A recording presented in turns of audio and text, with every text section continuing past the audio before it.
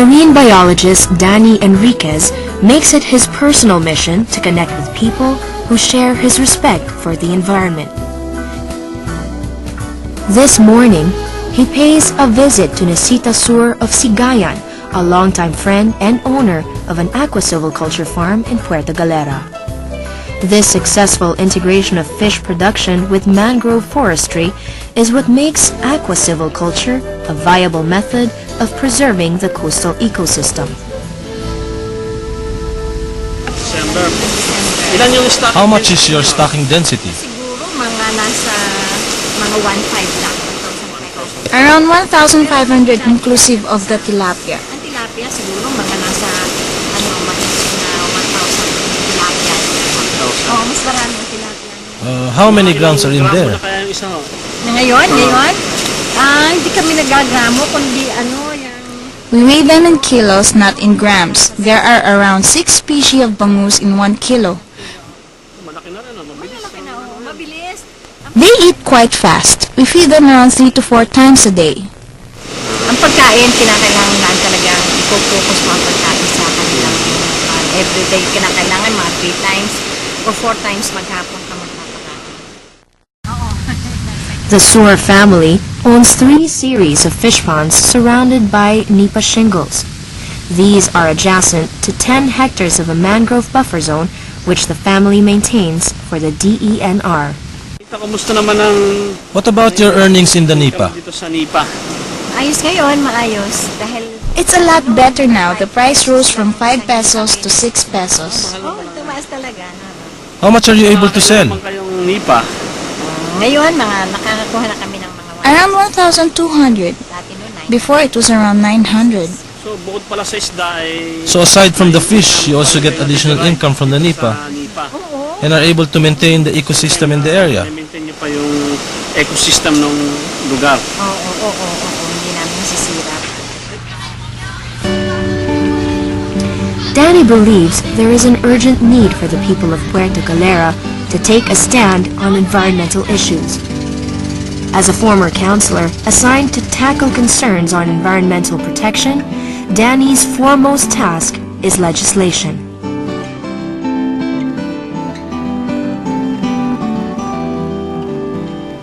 So as a legislator, duty namin yung mag-pass ng resolutions and ordinance. So as a legislator, I have observed that we have very little ordinances. So I tried to focus on these. Very few. Doon ko pinocus yung aking attention, nag-pass tayo ng We've passed around 38 ordinances related to the environment and fisheries. We were able to compile them into a book. At doon nga na-compile ko yung book, nagkameron kami ng compilation ng environmental ordinances.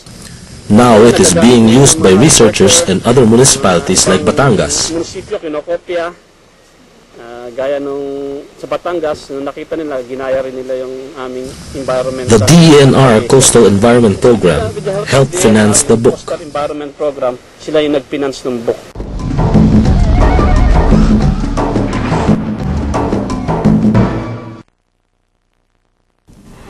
One of Danny's strongest allies in environmental protection is his longtime friend, dive instructor and resort owner, Speedy Abak. Since childhood, magkaibigan na kami ni Danny. Danny and I have been friends since childhood.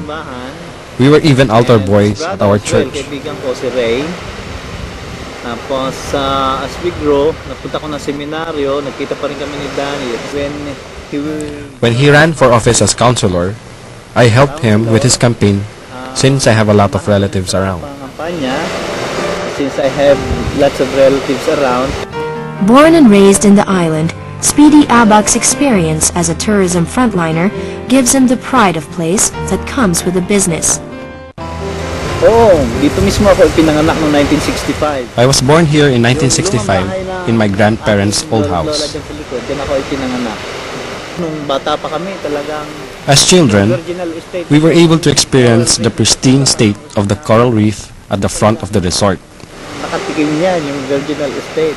It's different now, but it will be such a waste not to take care of it. I love this place. People who have come here say that this place has become special to them. Meron sa akin yung pagmamahal sa lugar na ito eh. I learned from people from other countries who come here that this place has a very special meaning sa kanila for them to come here every now and then. The membership he has maintained with the Puerto Galera Diving Association over the years has strengthened his involvement in preserving the waters of the island.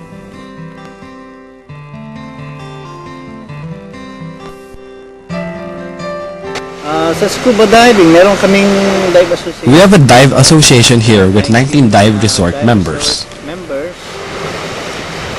Marami kami naging project dito. We've done several projects here, beach and underwater cleanups.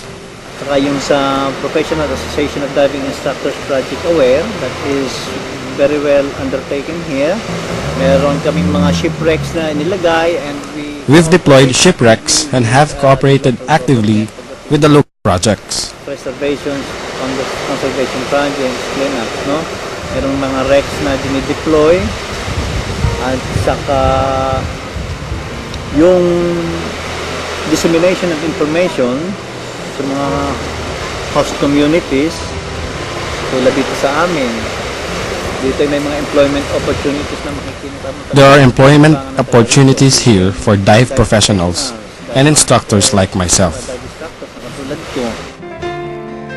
Today, the PGDA continues to play a vital role in laying the groundwork for the protection of the Biosphere Reserve.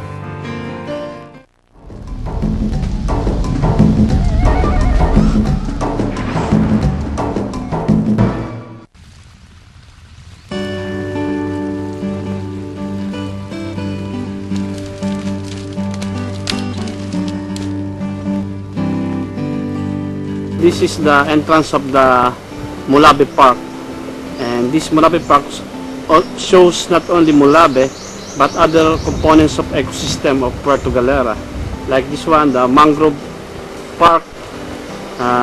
You will see the Rhizopora species here, and nakita nyo itong propagules, itong fruits ng mangrove. These propagules also become planting materials. Yung mahabang yon, yan ang fruits ng mangrove. When they mature, they detach from the peduncle and fall into the muddy substrate that will start to take root here. Babagsak sa muddy substrate.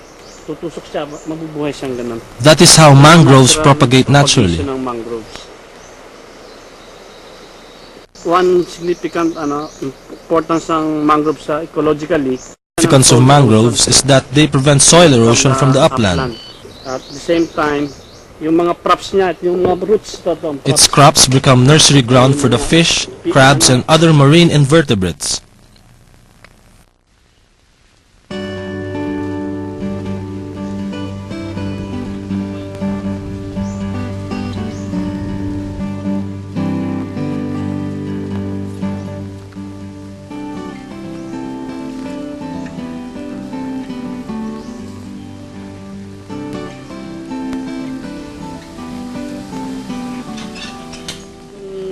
This is the entrance of the Molave Park.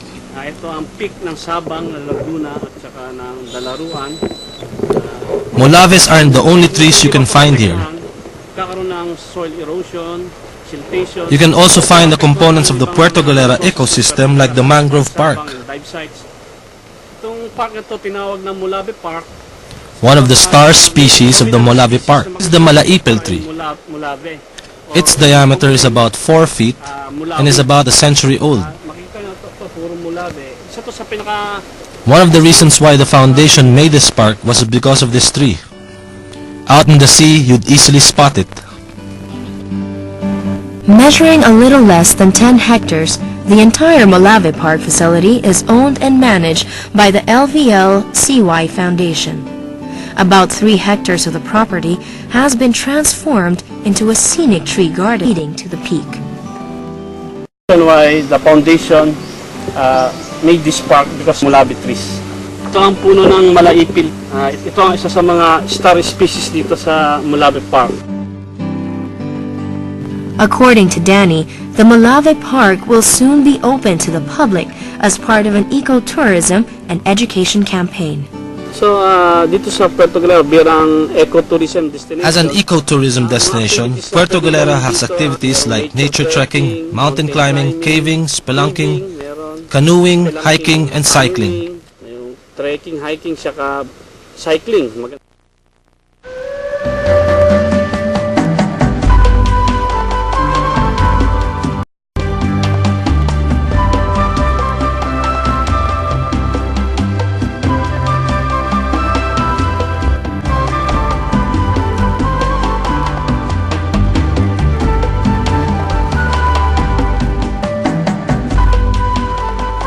Towards the end of the day, Danny's face reflects a silent sense of accomplishment.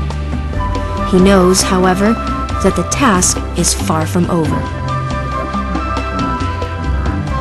Persuading people to take care of their environment can never be done overnight. The people here in Puerto Galera are very much involved with the environment.